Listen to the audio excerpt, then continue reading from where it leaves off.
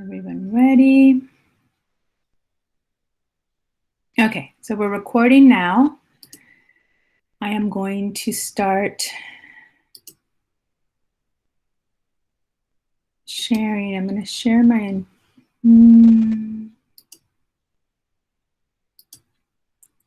screen 2.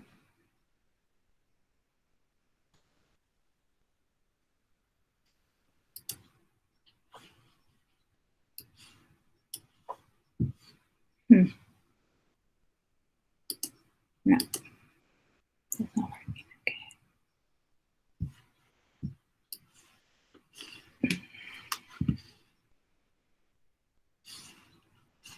Let's do this. Okay. Put this one here.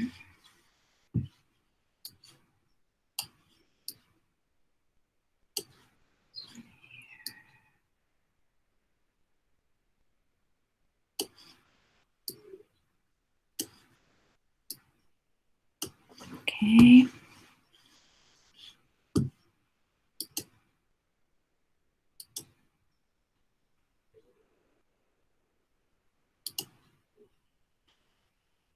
There we go.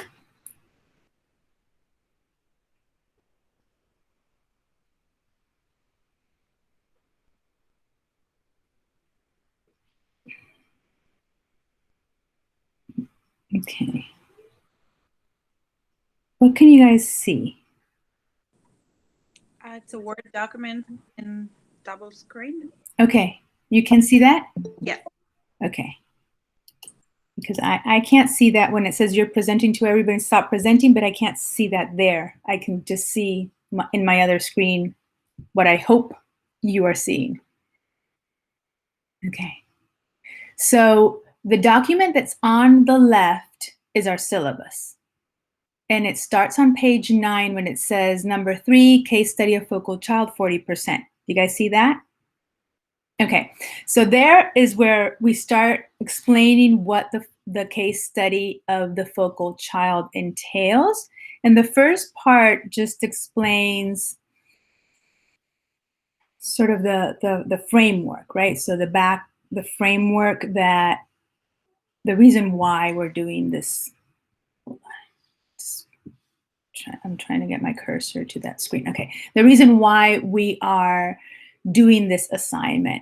And there was a chapter previously we used to read this Himley and Carini book, but we took the book out, or I took the book out of this course because we really didn't need the entire book and just kept one chapter that had an example of a case study, which was one of the chapters that we read in one of our classes.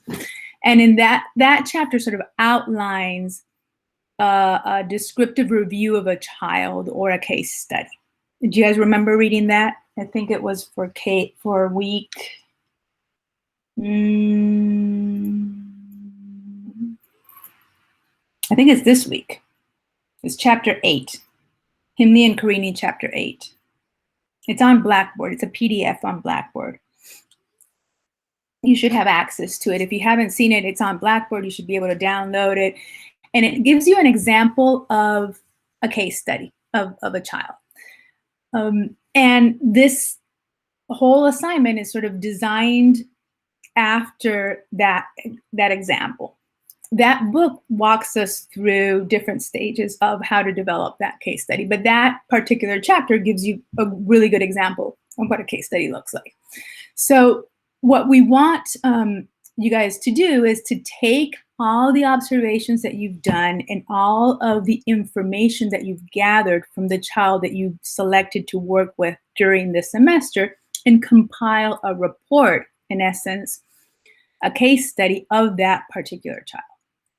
And so in that, there's certain requirements that we're asking you to incorporate into that report. So one of the requirements that you need to keep in mind is that you need to have at least 10 observations. Within those 10 observations, you could include the 4 that you have already submitted.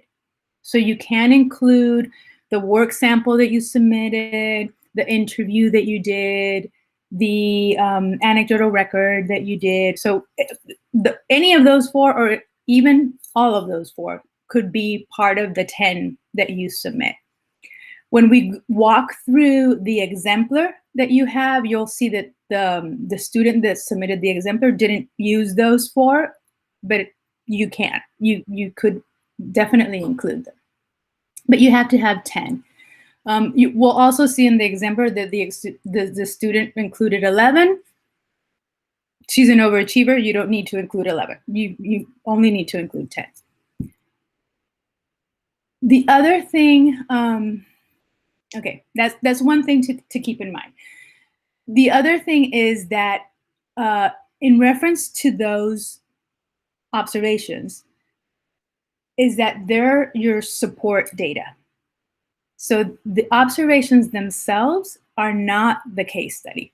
The observations are what you're using to tell the story that is the case study. The case study is the story that you're telling about your focal child. And so when you're saying that your focal child has X type of temperament, you're going to maybe put in parentheses, see appendix E, because in that observation that you did that is presented in appendix E, you can easily see in those data that you collected in appendix E that the temperament is reflected there, right? So your observations are your data. The data that's going to support those claims that you're making in the story that you're telling, in the profile that you're writing about your focal child. So that's why we're putting all those 10 observations, those 10 data points, as appendices at the end of your report. Okay, so if you look at our syllabus on page 10, after the inquiry process, it explains, how you're going about collecting the data, how you're keeping track of your data, that you must turn in a minimum of 10 data pieces. And these, again, the data are these observations that you're collecting. And for each of them, you need to include the context, the date in which they were collected, if they had a time frame, the time when you started the observation, the time when you finished. So if it was a 15-minute observation, that time frame needs to be there. And to be mindful of separating the objective part, the objective descriptive part of the observation versus your interpretation, your analysis, the subjective part of it.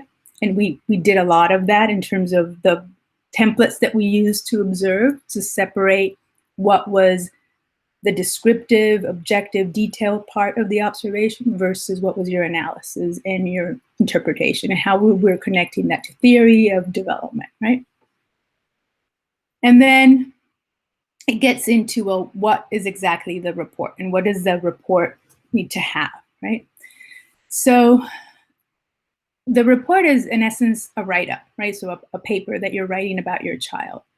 And if you see, it says it needs to be excluding your observations, excluding all your appendices. It needs to be around 10 to 15 pages.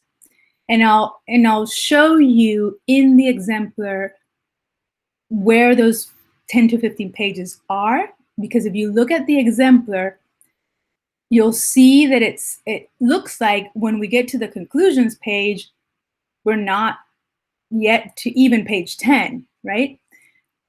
But there's components that are part of the report that this particular student put in appendix A and B. And I'll show you where those are. And you can choose to do it that way, or you can choose to incorporate it in sort of the body of your report and not put it in an appendix. Or you can do it as she did and put it in an appendix, and that will count towards your 10 to 15 pages. So you won't be sort of penalized as, oh, you only have 7 pages because everything else is in the appendix. That will be counted towards your 10 to 15 pages, which is what you're asked to write. So in that body of the report, you're asked to include certain things about your child. The first thing is a character sketch. And the character sketch of the child, you're including a physical description of the child. So you're describing his physiology or her physiology. You're describing his or her background history. You're describing his physical presence, gestures, sort of mannerisms, and how they physically relate to others, and the disposition and the temperament. So you're presenting the child in a way in which the child presents him or herself to others, to the world, within the context of how you interacted with the child. So in the context of their home, if you interacted with the child in the home, in the neighborhood, or in the school, or in the community. So you need to describe that contextual element to the child as well. Let me see. I heard a ping, and I don't know if that is. It's Francesca. Okay, yes. I have a question about, so since we have to describe in a very objective way, when it comes to temperament and, the attitude of the child, how do we do this without sounding, without not being too personal? It's like when it comes to temperament, I feel like it's very hard to say this child, it's super calm, this child is super active. How do we put in words without being too subjective?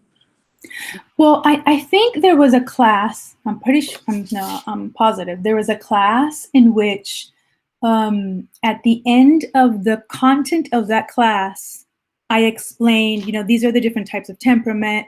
Yeah. And so look for these things in your focal child. So to be able to identify which temperament is your child, right? So easy to adapt, difficult temperament, and so there are certain characteristics of their behavior that you might have observed and thus have an observation in which you observe the child behaving in that way, that you can say, oh, because on such date, and I have that in this appendix, in Appendix D, I saw that, I can say this child has a tendency of behaving this way. That means that I'm interpreting this child's temperament as easy, or as difficult, or as, because this is the tendency, right?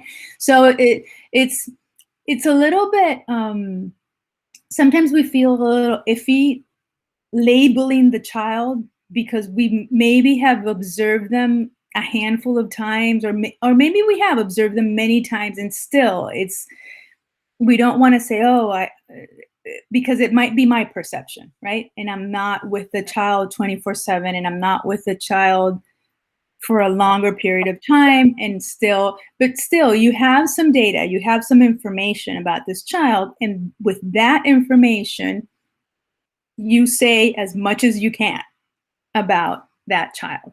But make sure you whatever you say, you base it on the information that you have. Okay. All right, thank you. So it's not just, oh, it's a gut feeling, or it's a very subjective perception that I have. So it doesn't come across that way, right? So it's not judgmental of the child, but it's more of, well, I observed this, and I observed this X amount of times, and so I think that this is what it is. Makes sense. But I was just worried that sometimes the wording of a sentence makes it feel like I'm saying something like my personal feeling about it, rather it's, as you say, it's an observation. So yeah, now that I have to make the connection, makes more sense. Thank you. Right. And you can say, based on what I observed, it seems as though this is what's happening, right? Instead of saying the child is this, right? So you can word it that way. Based on what I observed, the data suggests that the child is this, right? And so that way you're not just labeling the child as X, Y, and Z, because really you don't know. And development is so variant, and the children change so rapidly that something that you observed last month, this month could be different, right? So you don't want to, and think about that. I mean, our goal would be to share this case report with the parent, right? So think about the parent is reading this. So if you were the parent of this child and you're reading this report, how would you feel about someone saying these things about your kid, right? So when you're writing it, think about that. Think about how the parent would feel about receiving this information. Okay, so the second thing is the portrait of the child as a learner. So here, it's not about the physical characteristics or the temperament or how he relates to others, but how he learns or she learns. So think about the strengths that the child has. Think about the interests, the preferences, what he or she likes to do, the modes of thinking, the modes of learning. I think there was another class, again, at the end of the class, there was an explanation of the different modes of thinking, the different modes of learning, so that you can start, so that you could begin to identify what these were. What else? Also, how he learns in terms of, is this an independent learner? Is this a collaborative learner? Does this child learn best if he or she is scaffolded by an adult? So what have you observed that would help you sort of plan different kind of learning experiences for this child?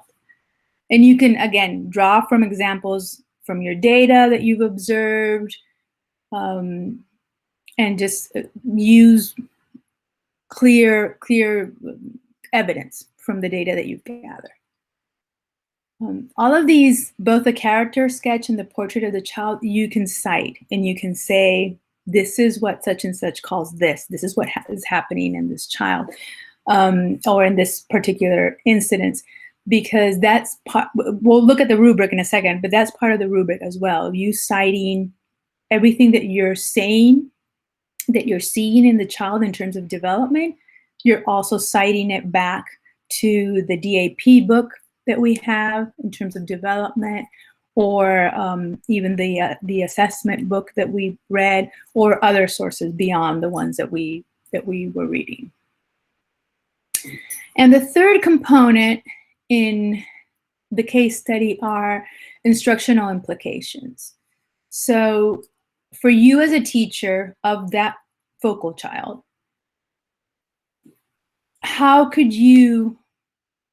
what changes could you make to the environment, for example? Or what kind of materials could you incorporate? Or what kind of strategies could you use? Or what kind of lessons could you plan? Even if it's just, one minimal change that you could do that could help based on your description of the child, based on what you know about this child as their personal description that you did before and the type of learner that they are. What could you do to help them better learn, right? To help them increase their learning process. So here's where you put your teacher hat on and say, okay, well, because I know all these things about this child and his or her development, this is what I could do as a teacher to help this child learn. And so those are the three main components. And so I want us to look at this document on the right of the screen, which is the exemplar. So this is one that Jasmine did. Jasmine is a former student. And you'll see that in her table of contents, we have the portrait of Charlie. Charlie is a pseudonym, so you're advised to use pseudonyms for the child, for the parents, for all the people that you mentioned in your case study. And she focuses on the background, the physical presence and gesture. Then she talks about the disposition and temperament, the strengths, and here's where she begins to talk about the learning, the Charlie as a learner. The strengths, the interests and preferences, the modes of thinking and learning, and then she gets to the conclusion. So you'll see that Here, she's tackling 1 and 2 of if we go over here and look at the syllabus, the specification, she's tackling 1 and 2 here, and she gets to the conclusions. So you're thinking about, okay, well, what happened to the instructional implications? So if you look at her paper, in the rationale is where she talks about those instructional implications. Because another thing that needs to be done here is, if we go into the rubric, you'll see that this particular assignment needs to address standards 1, 2, and 3, and then standard 6. So in this rationale and in this reflection, you need to explain how you, as a student, have addressed standard 1, 2, 3, and 6. And what she did is, in the rationale, and I'll show it to you. In the rationale, she explains how she reached or addressed standard 1, 2, and 3. And then in the reflection, she talks about how she addressed standard 6. Because standard 6 has to do with growing as a professional, as an early childhood educator. So she left that for the reflection. And in the rationale, standard 1 has to do with child development and how what you know about child development in context, and how you use child development in the early childhood education context. So that is where she talked about what she would do as a teacher in the classroom. So that's where she addressed the instructional implications that we have here in number 3 in the syllabus. So I'll show you how she did it. And again, you can do it that way, or you could incorporate it in the body of the case study. So you could have, before the conclusions, you could have instructional implications here and talk about all the things that you would do as a teacher, and say, how would you modify your classroom in order to meet the needs of your focal child based on what you know about the child that you described above. So let's look at hers. So she talks about the background. She talks about the physical presence and gesture. I'm going to move this one this way a little bit. She talks about the age, race, and ethnicity, physicality, gestures, disposition, and temperament. And you see that she calls out, see appendix L above here. She says see appendix C and L. Those are observations, right? So those are her observations, and she's explaining that the child shows growing proficiency with her fingers, demonstrating instances in which she shows the full fist and pincer grasp, see appendix C and L. Those are observations in which she noted or observed and took note of the child doing these gestures that she's talking about there, right? So she doesn't necessarily have to rewrite the observation that is in that appendix C and L. She just mentions what the child is doing and calls the reader to go see that observation that's her data that is over there. Then the strengths that where she begins to talk about learning. Again, see appendix F is another observation. Interests and preferences, and so on. Modes of thinking and learning, and then gets to the conclusions, and she just summarizes Charlie as a child, right? So then she gets to the appendix and she talks about the rationale. And this is a note that I wrote here so that you could see that the rationale section is where she addresses how she reaches those standards. Standard 1, 2, and 3, and 6 that is in that reflection, which is in appendix B. She also weaves it in her discussion of how she would address the instructional implications in here. So she weaves those two together. One, how she addresses standards 1, 2, and 3, but also the implications for instruction based on what she knows developmentally about the child, how she would teach to help this child learn. So she focused on changes to the classroom environment. And but you can talk about the types of activities you included aside from classroom environment changes, the type of strategies that you would use, the type of materials that you would incorporate, and so on, books that you would put in your library, and so on. So she, because she was focusing on environment, she showed the play environment inside of the classroom and showed us what the classroom inside looked like. And then she showed us what the classroom outside, the outdoor classroom environment looked like. And she talked about it, and she said, okay, this is what's happening inside, and this is what Charlie is drawn to. And so this is what I would facilitate for her in here to promote her to continue playing in this direction, or this is what I would take out to facilitate her to gain interest in this other thing. So she was very focused on how could she use the environment to promote learning, and how would she change the environment to promote learning. So if you like, take a read of that, that's what you would see that she did. But here she's also demonstrating how she reached standard 1, because standard 1 is using what you know about development to teach, right? And then she goes on to standard 2, which is building community and family relationships. And so she describes how she accomplished that. And then she moves to standard, let's see.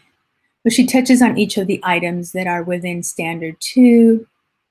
And then she moves to standard 3, which is observing, documenting, and assessing. And so she explains how she reached that, which is really easy because that's everything we did this semester was focused on observing, documenting, and assessing. That's what the course is all about. And then that's where she leaves it, because then she talks about standard 6 in an appendix B that she calls a reflection. Standard 6 is about becoming a professional. And it is about involving oneself in the field of early childhood education. That's one of the items under standard 6, knowing about and upholding ethical standards in the profession, following the guidelines of the profession, and then using technology as a professional resource, which is easy right now for us because a lot of the things that we did were online. So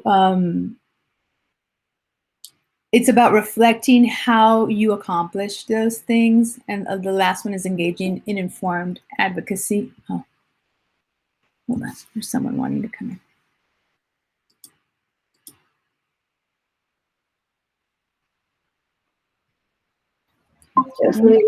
Right there, you know, begin.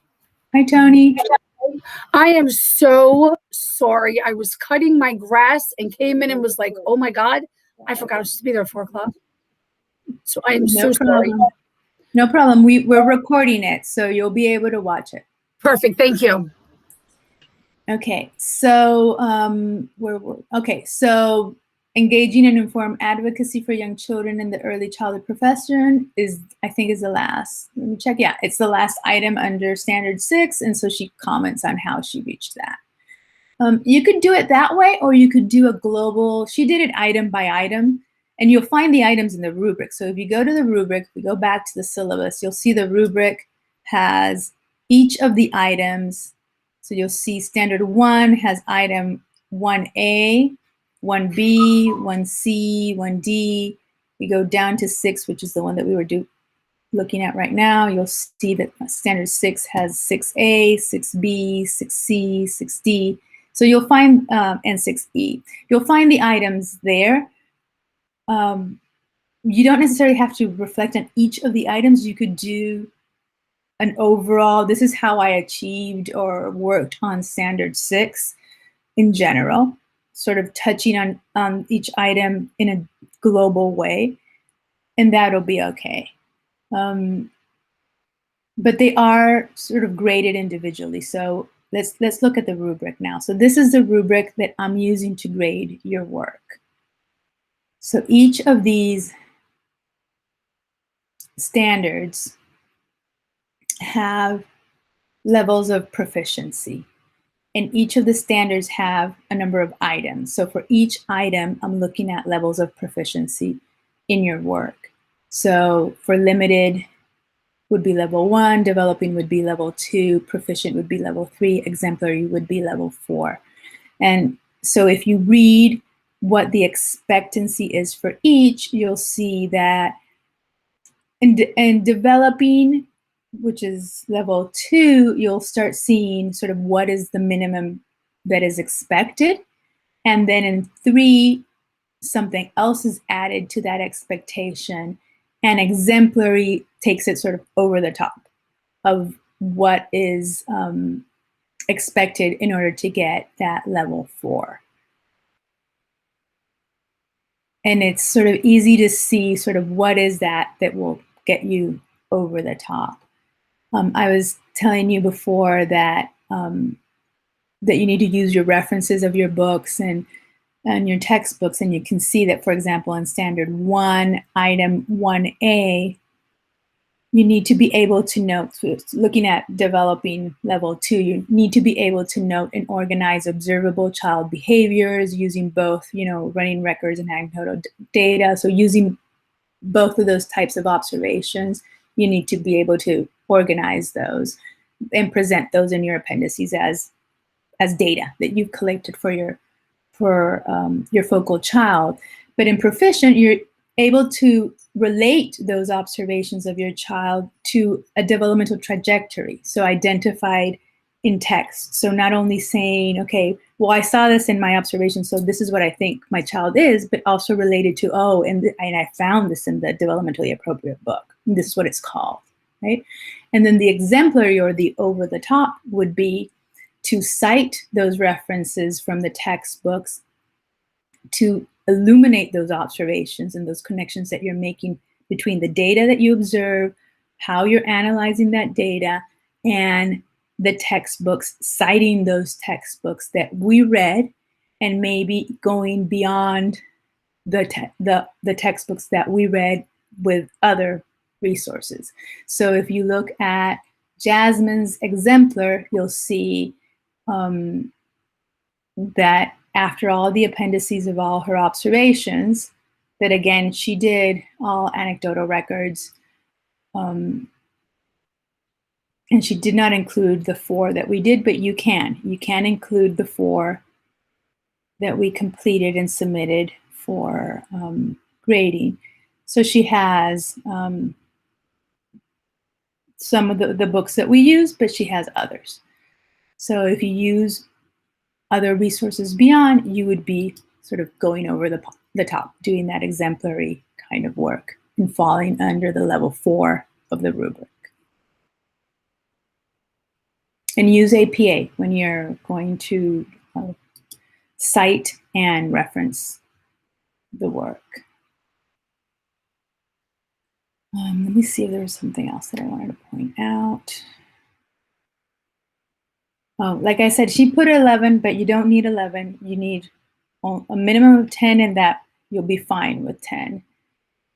You can use the ones that you already have, the 4 that you already have, and you can count.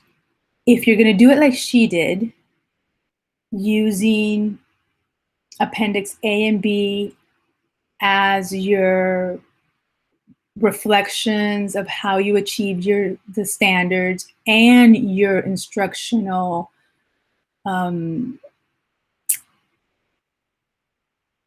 me see, it's here, right? Yeah, and your instructional implications or changes that you're making, those pages would count towards those 10 to 15 pages that to this body of work that you're doing here, because you'll see that she has 7 pages up to here, right? So this component here, this rationale component, is counting towards those 10 to 15 pages, even though she included it as an appendix. You can include it in the body of work, you can include it as an appendix. That's part of the 3 main components that you're being asked to include over here in the syllabus: the character sketch, the portrait of the child as a learner, and then the implications. Questions?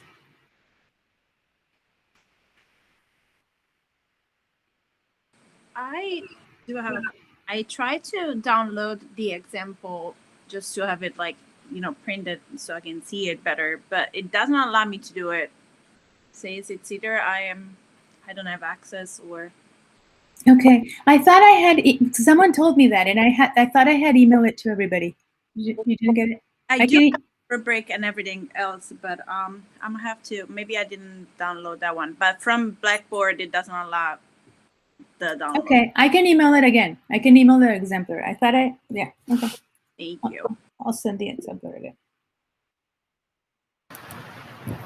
I have a couple questions. Go ahead. So this is supposed to be on our focal child. Yes. Now, my problem with my focal child is I love him to death and he's a great kid. But it was very hard for me to observe him because he's the kind of child that has 25 stories to tell about one thing. And when I was down there, I was distracting him from his class. So it was very, very hard to do what I was supposed to do because I was interrupting him. So I had to do a lot of stepping back and I couldn't even be around because he kept on saying, Antoni, I want to tell you this. And Antoni, I want to tell you that. And no, he's not my nephew, by the way. He's my best friend's son. But it was very, very difficult. I mean, I know him. I've known him since the day he was born. But to be able to observe him, I mean, to do the four things that we did was fine. But I have a feeling I'm going to struggle really hard with this because of the situation of having to, interrupt him or other people that, because we're not in the classroom. If I was in my own classroom, I could have observed one of my own, it would have been fine. But I just don't feel like I have enough information except for knowledge that I know on my own because I've known him. And to me, that's not observing him in the proper way, or at least in my eyes, it isn't. So I just feel like and I've been struggling with it the whole time. Just feel like it's not going to be up to par like it should be. Right. So that's my struggle right now. Right. So, I mean, does it make sense? Yeah, that makes sense. But there's something that we call participatory observation that happens even though you are in the midst of the action, right?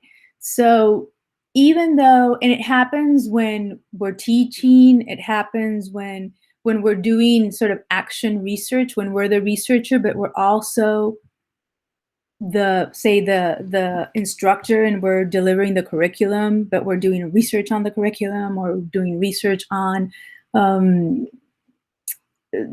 the impact the curriculum is having on the learning outcomes, for example. So if you're part of it, you can be observing, just not taking if you're doing anecdotal records, you're just not taking those notes the second that it's happening, you're taking them later on. So you go in the classroom and you're interacting with the child, and the child is wanting your attention, and the child is maybe pulling out a book and telling you to read it to him, and you're reading it to him, and he's interacting with you, and you're interacting with him, and maybe another child comes in, and all of these things are happening, and you're registering all of this. And then when you leave that classroom, you're writing all this down as it is an anecdotal record. And you're telling the story of what happened. And that information is that telling the story, describing that scenario is giving you information about that child. But I just don't feel like I've had enough time to interact with him because I was in his home and I felt like I was interrupting his teacher teaching him because that's all I had to observe, because I couldn't do anybody that was in my own classroom because I just couldn't. There wasn't enough, because as I work for Head Start, we only had an hour a day. So that's why I chose Noah, because I felt like I'd have more time with him, but I still don't feel like I've gathered enough information to be able to do what I need to do to deliver my paper the way it's supposed to be. I just don't feel like it's been this whole COVID thing has just been a mess for all of us. And I just feel like it's not going to be as good as if I was in the classroom with one of my own students and I was there with them all day, I couldn't be with them all day. It just couldn't because it was disrupting him that much. Let me ask you something, Tony. Why didn't you choose a student of yours? Because I've been out of work for the last 2.5 months. I had to take FMLA. Oh, okay. So you chose a child that you had easy access to. Right, because I have a medical condition where I could not go back into the classroom. Okay. And they wouldn't, even though they were doing online from the classroom, my doctor would not let me go back in the classroom with even the teachers. Mm-hmm. So I had to decide on what I was going to do. And he was the only child I had access to. Right. I mean, because he's 7 and he's not even, if it would have been one of my own students, it would have been okay. But it's been almost 3 months that I've been out of work. Right. So I haven't been able to. So this is what you're going to do, Tony. You're going to use as much information as you have. Okay. And incorporate as many data points, as many observations as you have. And you might not have 10, but you're going to incorporate as many as you have and use as much as those as evidence to write the report as rich as you can. Okay. I just want to make, because this is, it's just this really, I feel like I'm not able to give what I should have been able to give because of the situation. Mm-hmm. And it just, I don't know. Yeah. And that's understandable. And there's not much we can do about that. I know. I feel bad because I wish I could have had more time or been able to, I don't know. I just feel like I'm not giving it everything that I possibly could have given into it. That's all. Yeah. So. But it's COVID, and at this point, it is what it is. Yes, it is COVID. Yeah. Okay, thank you. Okay. Is there any way by chance we could have more time on it instead of Thursday next week? That was a great question. I mean, that would be well, amazing. I feel like I'm dying. Right. No, I get that. We could submit it instead of week 15. We could submit it on week 16. So we could push it to finals week instead of week 15. So we could have the due date be May 13th instead of May 6th. That is perfect. Thank you so much. Thank you so much. Okay. That is greatly appreciated. I'm glad I'm not the only one struggling. It makes me feel a little bit better because I feel like I'm just hitting this rock and I can't move it. So thank you. No, you're welcome. I'll put that in. And then the other thing, what we had do that week was just to upload to TK20, to submit to TK20. And what we're going to do is that you won't have it graded at that point, but what you'll do is you'll submit whatever you turn in for grading. That's what you're going to submit to TK20. So you'll do it that same week. You'll submit it to Blackboard for grading. You'll submit it to TK20 on your TK20 account, because that's the only key assignment for this course that we're submitting to TK20. Okay, thank you. And that would be good if we come along and we have some more questions along the way that we can reach out. Mm-hmm. Definitely, yeah. And do you have to do a drawing of the classroom? No, she did it because she was talking about the environment and how she wanted to change it. So she just showed what the environment looked like. Okay. I want to say thank you for always getting back at your possibly quickest. I really appreciate that because it doesn't always work that way. So thank you for always being on top of the emails and responding as quick as you can. I appreciate it. No problem. My pleasure. I know it's stressful. It is right now. It's very stressful. Yeah.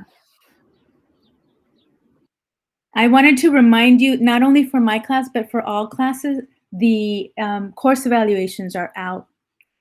And it was really helpful if you give instructors feedback on courses. So if you could go in and fill those out, that would be really helpful. I'm sure you have, right? Received emails.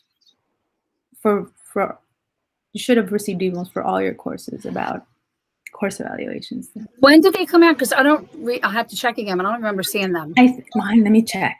Because I got an email saying that they were out, but I'm not sure. Let me see. I saw one a couple days ago. I got an email a couple days ago. Okay, I'm gonna check mine.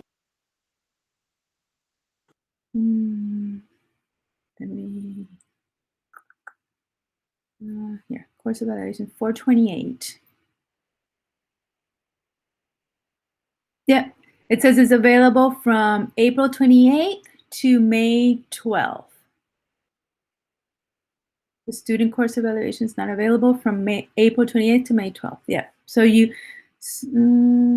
says students have received notification that the survey is open, along with instructions to access the SEE through email. Right, so you should have that. And you should have it for every course you're enrolled in. Can I ask you exactly what the email says? Because I don't see one. Let me see. Well, this is the one that I got as an instructor, but you should have one that says maybe UMBC student course evaluation, or maybe it has the course ID and it says course evaluation. Julie, do you have yours? What does yours say?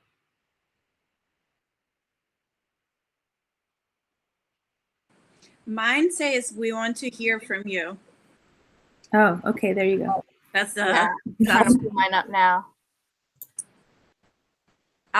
I found that I already downloaded the case study and I found your email. I already. Oh, you did? Okay. I realized when I printed the video analysis again, I realized that I have a whole file with all the things sorted correctly. So. Okay. I'll send it again anyway. I'll send again the exemplar and the rubric. So who did it actually come from though? Where did the email come from? Because I don't see it. The university, I think, sends it. Yeah, I don't.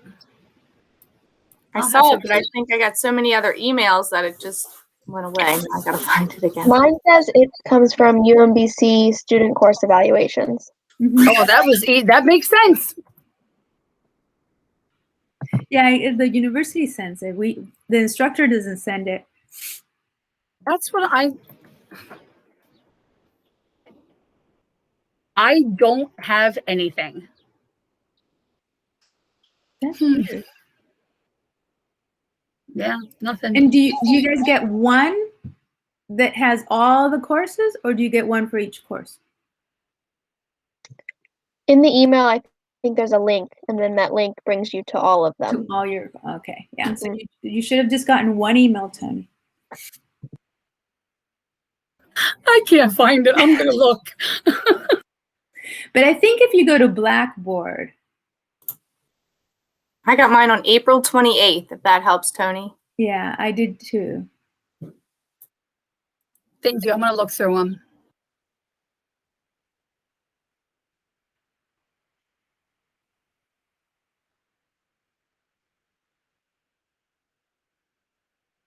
Francesca, your hand is raised. Do you have a question? I got it. Thank you. Oh, you did? Great. It was right in front of me. Oh, go figure. I wanted to, piggyback on what Tony said, because I understand exactly what she said, because I was supposed to observe I was working before, and then I was supposed to observe the children at the duty center. Then I had to find a replacement.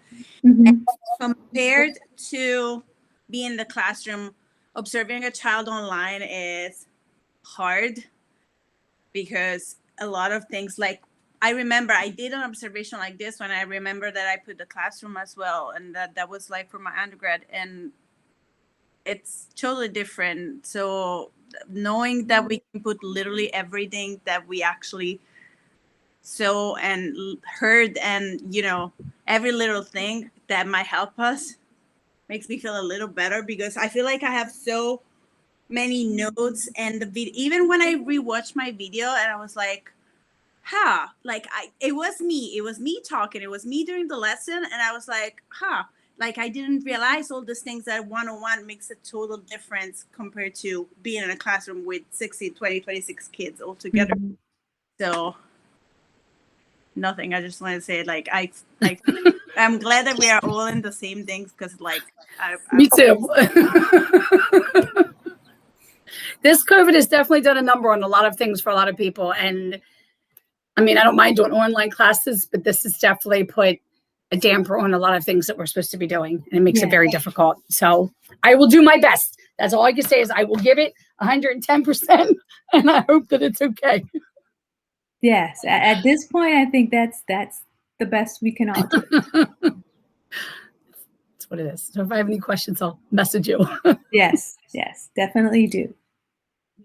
Let me know how I can help. Thank you. Yes.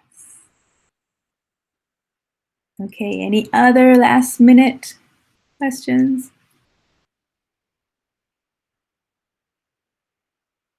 No? Okay, so I will stop this and I will post the recording. I'm going to download this, upload it to YouTube so that it's a YouTube video, and upload it to Blackboard. And I'll send an email with the word templates for the observations, the exemplar, and the rubric. And I'll let everybody know that we extended the due date to May 13th, and then to submit to TK20 the same document that you're submitting to Blackboard. Thank you. I appreciate it. I think we're good. Everybody have a great weekend. Thank you all very much. Yes. Hang in there, ladies. We're almost done. Thank you. Everybody have a good weekend. Okie doke. Bye. Hi, everyone. Hi.